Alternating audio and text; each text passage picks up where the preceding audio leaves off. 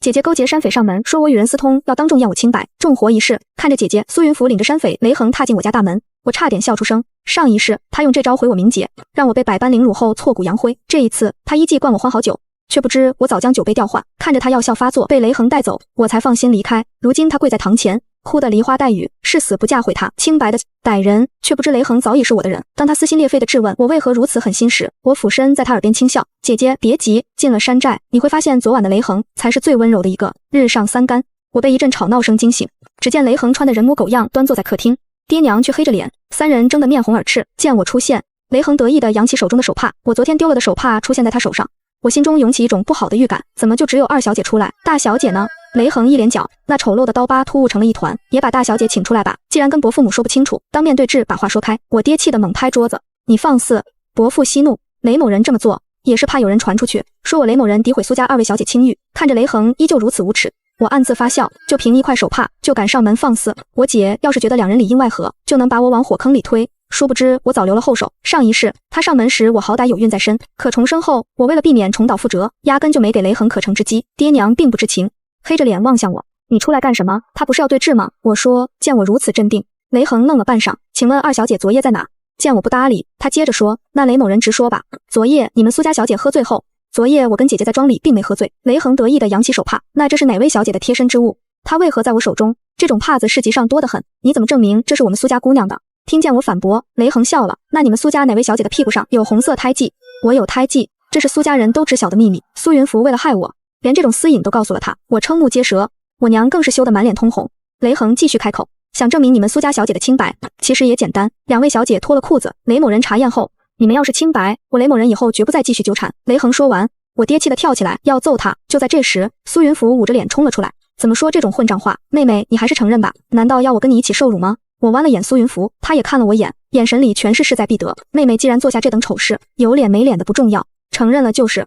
见我镇定自若，他继续挑唆，难不成真要娘亲检查妹妹是不是完璧之身，妹妹才肯承认？苏云福说完，雷横偷偷瞟了我眼，苏云福这是在赌我师节，可我心中早已有应对之策。我说这主意不错，所有人的目光都朝着我汇聚了过来。见我镇定自若，苏云福又接着说，妹妹如果还是清白之身，这该死的歹人就该绑了见官去，但妹妹要是……苏云福故意停顿后才缓缓开口，为了我们苏家名声，妹妹就该许配给雷横。我娘脸色乌黑，差点被气晕过去。云福，你少说几句，娘都什么时候了，你还偏袒妹妹？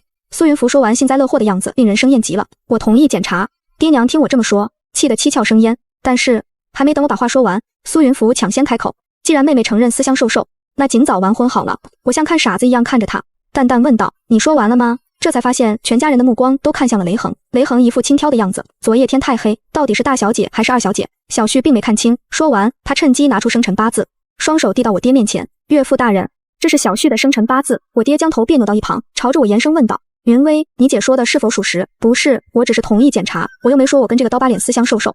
苏云福冷笑了声，朝着我娘走去。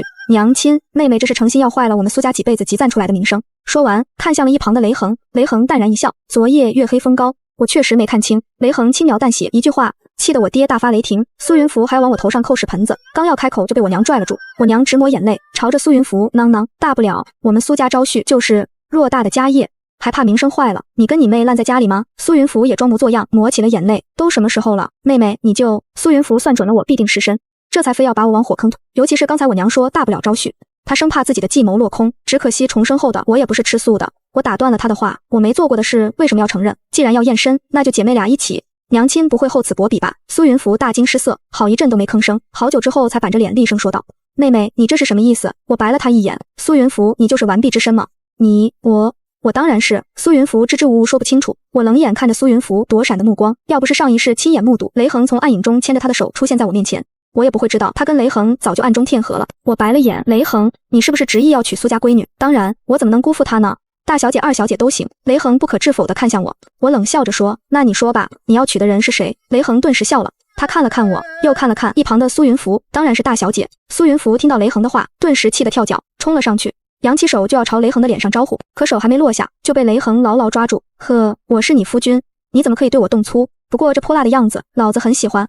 山匪就是山匪，说起话来轻薄又无礼。雷横，你要求娶的人明明就是我妹妹。苏云福想要拽出自己的手，可怎么用力也抽不出来，只好恶狠狠瞪着雷横。雷横见苏云福脸都变扭曲，笑得开心极了。大小姐，纸包不住火的，要不我还是把事情原委说出来，这样对你我都好。苏云福听见雷恒这么说，也不敢反抗了，瞬间安静的如同一只鹌鹑。雷恒，你说你要娶的是苏云薇，对不对呀？苏云福的语气软得要滴出水，我爹娘想开口问清楚，还没开口就被我制止了。你为何要这么害你妹妹呢？雷恒的话就像是往油锅里扔了枚雪球，整个苏家彻底炸开了锅。云福，这是怎么回事？我娘再也憋不住，厉声问道。苏云福被雷恒突然出卖，早已惊慌失措，吓得说不出话来。大小姐前几日找到我说，昨日会跟二小姐去庄里收租，在庄里用饭时会给二小姐灌欢好酒，等二小姐喝醉后，我只需跟她生米煮成熟饭，到时候上门提亲，你们苏家准不会拒绝。可是雷恒重重地将苏云福的手丢下，恶狠狠说，我苦苦等待了一夜，并未等来二小姐。我爹娘听见雷恒的话，犹如被人当头打了一棒。云福，他说的可是真的？我娘最先接受不了。苏云福支支吾吾说不出话来。雷恒见状，沉声说道，我雷某人虽是市井无赖，但也不可能凭空诬赖大小姐清白，要不然我怎么会有府上小姐的手帕，还知晓二小姐的胎记？雷恒的话语像是一记记闷棍往我娘的脑袋上砸，不等我爹娘反应，雷恒故作轻松地将手帕往我爹娘眼前抖了抖，只见手帕上绣的芦苇活灵活线，随着手帕的摆动，那芦苇就像随风飘荡一样。苏云福见状，脸都吓白了。原本他还想强词夺理，他记得明明给的是我的手帕，现在怎么变成他的了？我娘镇定后，冷冷看向苏云福，这么多年我一直把你当做亲生女儿，你怎么会如此歹毒，要毁苏家女眷的声誉？娘，不是这样的，那你敢对天发誓吗？苏云福刚开口想辩解，雷恒冷冷呵斥道。苏云福昂着头，泪水模糊了他双眼，可他依旧朝着雷恒那边恶狠狠看去。你为何要如此害我？雷恒笑了，因为我想娶的人一直是你，我们不是说好了吗？我反悔了。雷恒嬉皮笑脸朝着苏云福走去，当着苏家所有人面一把将他拥入怀中。苏云福挣扎着想反抗，脸上就结结实实挨了一巴掌。咋了？在老子胯下承欢时丑态百出，碰你一下还给老子摆脸子。此话一出，等同于将苏云福的脸面往地上猛踩，他心中有1000-100个不愿意，但又不知道到底发生了什么，以至于雷恒临阵反戈。既然你们情投意合，那不如赶紧摆酒成亲吧。我刚说完，苏云福就跪了下去，他哭跪着来到我爹娘跟前，一把紧紧抱住我爹的腿。爹，女儿不愿意嫁给雷恒。我冷笑着将他的手从我爹的腿上扒开，凑到他耳畔轻声跟他说，姐姐，现在你就放心去做你的压寨夫人好了。听到我的话，苏云福浑身一震，眼神里透露出了惊恐万分的神色。他跟雷恒相好的时候可没想过这些，因为他从始至终都没想过自己要去黑风寨当所谓的压寨夫人啊，他要的是替代我，成为我。说完给雷恒使了个眼色，雷恒倒也识趣，走了上来将苏云福拽了起来，牢牢抱在怀里。苏云福，你现在同意跟雷恒成亲，或许还有一条活路，想跟我抢苏家偌大的家产就别痴心妄想了。苏云福惊恐的说不出话来，我什么都不要了。见没有人搭理他，才惊慌失措对天发誓，我宁愿嫁给乞丐一生行乞，也绝不嫁给他。为何？我明知故犯，笑呵呵地问。苏云福嘴角煽动好久，愣是一个字都不敢说出口。他当然宁愿嫁给乞丐，即便终身行乞，也不愿意嫁给山匪，毕竟乞丐可不会被清剿，山匪随时会被官府清剿。可在雷恒面前，苏云福压根不敢将此事说出口，毕竟勾结匪徒可是要蹲大狱的。我故意用先前他说我的话原封不动还给他。姐姐怕不是想要毁掉苏家的清白名声吧？妹妹，我的好妹妹，求你了，求求你帮我跟爹娘求个情，只要不嫁给他，你要我做什么都可以。他第一次在我面前低下了他那从未低下去的高傲头颅，而我对他却没有一丝一毫的怜悯。直到这个时候，苏云福才后知后觉，这一切都是我的手笔。此时我将他一脚踢开，看着他重重地摔在地上，依旧没解气。上一世我一直把他当作亲姐姐，可他是怎么对我的？为了谋夺我家产，给我灌欢好酒，把我丢进山寨，被人糟践。我恨不得现在就将他丢进山寨里，看着成百上千的山匪把他吃干抹净。我一定要让他也尝尝我上一世所遭受的苦，我要让他也叫天天不应，叫地地不灵。我要他慢慢在绝望中鼓起勇气跟雷恒拼命，我要他也尝尝被绑在聚义堂前被羞辱，被千刀万剐。我要他看着自己的皮肉被一刀刀割离，求生不能求死无门。妹妹，你要怎样才能放过我？姊妹一场，你能不能大人不计小人过？我淡然看着他说，晚了，刚才我给过你机会，害人终害己，是你苏云福执迷不悟，酿成现在这般苦果。见求我不动，他又去求我。娘，雷恒是山匪啊，你怎么能眼睁睁看着我跳进狼窝呢？听见苏云福的话，雷恒充满了愤怒。山匪？什么山匪？我雷恒长得确实凶悍，脸上的刀疤是小时候顽皮所致，并不是什么歹人。雷恒说完，眼冒凶光，一副要将苏云福生吞活剥的架势。苏云福原本还要说的话，愣是一个字也不敢说了。我娘红着眼眶看着这一切，我娘什么都明白了，她心疼地看向了我，然后狠心将苏云福推在地上。你5岁那年，大雪封门，是你冻僵在我苏家门前，我见你可怜，将你带进苏家，养你至今。我对你没有生恩，但也一把屎一把尿辛苦把你带大。从你5岁至今10多年来，我一直把你视若己出，对你比对自己的亲生女儿还要好。没想到你居然心生歹念，联合外男污蔑我儿清白。我要是知道10多年前就有个白眼狼的话，我宁愿你冻死在我家门前，送你一张草席，给你挖个浅坑。我娘从来没对任何人说过这样的话，他话没说完就已经泪流满面。苏云福不知道是不是良心发现，还是怕了，同样也是泪水滂沱。最后我娘咬了咬牙，狠心将苏云福推开。从今以后，我没有你这样的女儿。苏云福彻底懵了，从小到大，他从没听见我娘说过一句重话。他愣在地上，久久不敢相信。娘，你说的是真的吗？我娘并没有回答，转身回了后院，独留苏云福一人失魂落魄般坐在客厅。他见我娘对他彻底寒心，转头看向板着面庞的我爹，撕心裂肺喊了声爹。我爹面无表情，眼神中全是对他的失望神色。不可一世的苏云福终于偃旗息鼓了，他像是一滩烂泥，毫无神色。你还愣着干啥？我看向雷恒，既然你们早已暗通款曲，可以把他带回家，用不着父母之命媒妁之言了。我说完，苏云福行将就目的抹干脸上的眼泪，见朝他走来的雷恒恶狠狠瞪了眼，用几近破釜沉舟的语气冷冷道：你敢过来，我就跟你拼命。雷恒笑了，停住了脚步。苏云福这才看向我，既然你们不顾我死活，那我们同归于尽吧。我要你们苏家给黑风寨的山匪陪葬。我冷笑着看着他，都说穷寇莫追，我偏不，我要像上一世的苏云福一样，痛打落水狗。苏云福，你不做性情中人了吗？平日里你不是口口声声说只要他敢娶你就敢嫁？我狠狠弯了眼，快疯批的苏云福，现在只有雷恒不介意你失节，有人愿意娶你，你怎么不愿意了？笑话，我跟他算哪门子的失节？苏云福冷冷说道。我说对呀，你们蛇鼠一窝，志趣相投，那你为何不愿意了？看着苏云福眼中慢慢暗淡下去，计谋没得逞的样子，原来这么狼狈。我凑到他耳畔，轻声跟他说，你怎么让我苏家跟黑风寨的山匪陪葬啊？好姐姐，跟山匪勾结是要下大狱，但是勾结山匪的人可是你呀，我的好姐姐。我话音落下，苏云福斜看了我眼，苏云薇，你也别得意，昨夜你喝了欢好酒，你敢对天发誓你没失节吗？我笑了，笑得很轻松。我为何要对天发誓？苏云福听后疯狂的哈哈大笑，你就不怕被世人戳脊梁骨？我凑到他耳畔，轻声跟他说，你要是知道昨晚我跟谁欢好，你一定会觉得我命好。在苏云福愣神的时候，我朝他公布了答案。沈墨言，我们苏家跟城北的沈家因为田庄的事有世仇，甚至两家都在等着对方露出马脚，给予致命一击，彻底整垮对方。苏云福笑了，我还以为谁呢？你失身给沈墨言，就不怕你爹娘剥了你的皮？那就用不着你个外人来操心了。想想昨夜苏云福是何等的意气风发，他端着欢好酒，得意地看着我，今年庄上丰收，妹妹你劳苦功高，再喝一杯吧。上一世我并不知情，只感觉喝了苏云福的酒后热火焚身，直到被山匪掳到山寨后失了名节，我才后知后觉。后来我有孕在身，被雷恒强行求娶了去。雷恒对我百般羞辱，万般轻薄，我跟他鱼死网破，失败后被他绑在聚义厅前扒皮抽筋，挫骨扬灰。我接过苏云福递来的酒，迟迟没有喝下。苏云福笑了，怎么，姐姐嫌弃庄里人自酿的酒？看着周围人殷切的目光，我只好一饮而尽。跟上一世那样，我身体很快更燥热起来，我果断找了个理由离开了庄子。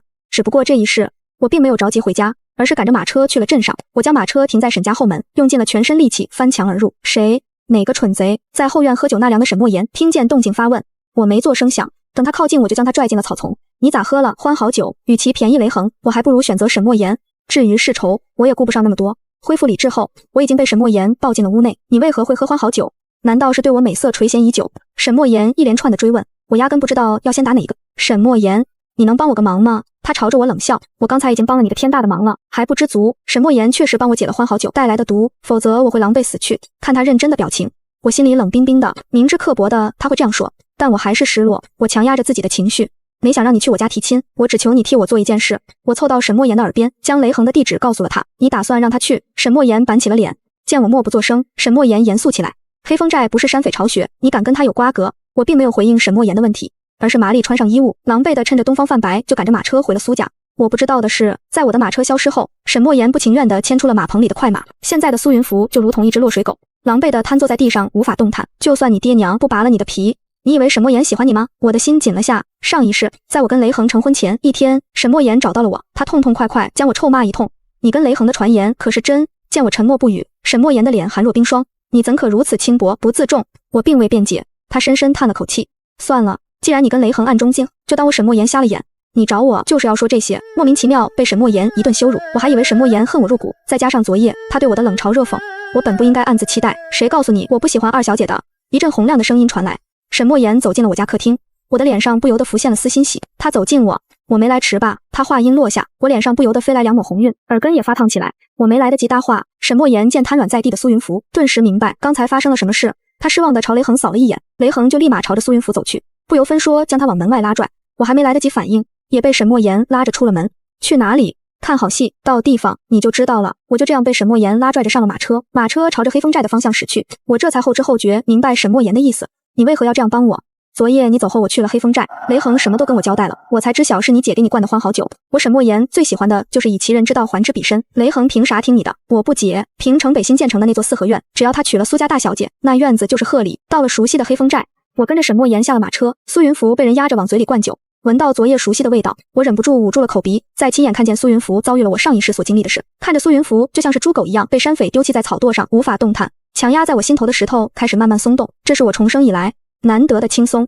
苏云福，欢好酒的滋味如何？他绝望地看了我眼，麻木地将眼神转向其他地方。我继续若无其事地跟他说，姐姐，你是不是待在苏家太久了，以至于忘了你的来时路？苏云福依旧倔强地不搭理我，我冷笑了声，其实在很小的时候，家里的下人就将你的身世偷偷告诉过我，只不过我早已经把你当成了我的亲姐姐，要不是你为了谋夺苏家的家业，也不至于狼狈至此，我们原本可以相安无事，我并不介意把家产分你一半，可你成事不足，贪心有余。说到这里，我看了看瘫在草垛上无法动弹的苏云福，我当然不敢告诉他，上一世他计谋得逞了，只不过上苍有眼，我重生了。他积攒了许久的气力，朝着我轻蔑哼了声，你觉得我会后悔吗？苏云威，我只恨昨晚放你逃了。听见他依旧不知悔改的话，我心中其实早就有答案，可还是免不了失落。我再认真看了眼苏云福，当你冒出给我灌欢好酒坏我名声的那刻起，就已经写好了你今日的结局，成王败寇。我苏云福输了，那你就赢了吗？见他依旧沉迷不悟，我摇了摇头，跟他实在没有多费口舌的精力。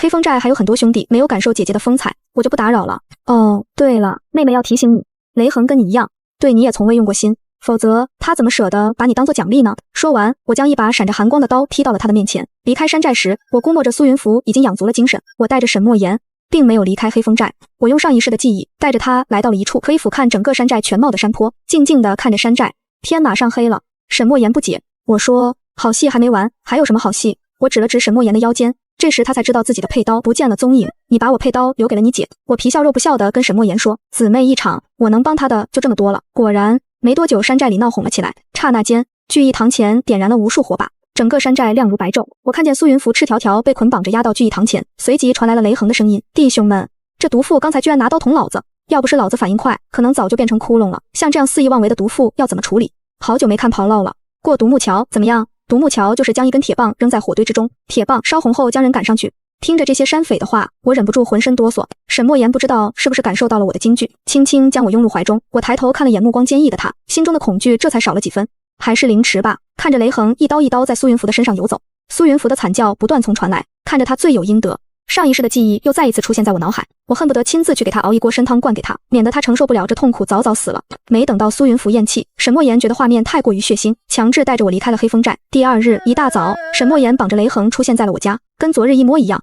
我爹娘黑着脸端坐着，冷眼看着手脚被捆绑跪在地上的雷恒和沈墨言。沈公子，这是何意？我是来向苏家提亲的。沈墨言淡淡说道。我爹娘面面相觑，沉默片刻。我娘打破了沉默，苏云福已经不是我苏家儿女了。沈墨言听见我娘的话后，朝着他做了一揖，伯母，我不是来求娶大小姐的，那你把雷恒绑来干甚？我爹娘不解，异口同声道。沈墨言朝着跪在地上的雷恒狠狠踢了一脚，严肃说道，这是我沈家的聘礼。我爹娘愈发蒙圈了。沈墨言继续说，雷恒昨夜在黑风寨将苏云福残忍杀害的事，伯父母应该还不知情，那你为何不把贼人送去官府？苏云福心肠恶毒，但也被苏家养大，现在他死了，这仇也该是苏家来报。